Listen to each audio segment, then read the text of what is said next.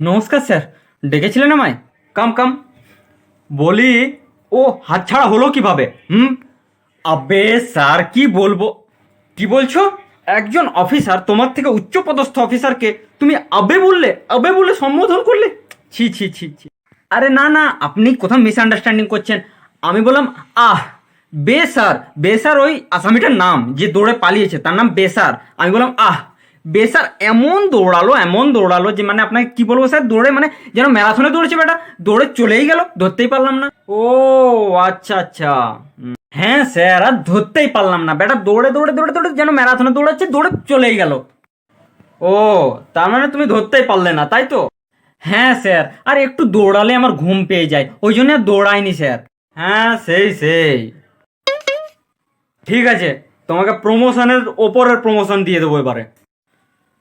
আরে স্যার, আপনি কি একটু বোকাচোদা আছেন?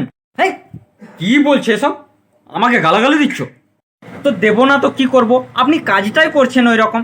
আপনার চেয়ার বা আপনার পদে বসার মতো কি আমার যোগ্যতা আছে? আমি ওটা চাই না স্যার, আপনার পদে আপনিই থাকুন। ওটা তোমার মনে হচ্ছে যে আমি তোমাকে আমার এই পদটা দিয়ে দেবো? না, তোমাকে আমি চাকরি থেকে ডিসমিস করলাম, তোমাকে সাসপেন্ড করা হলো পুরো জীবনের জন্য।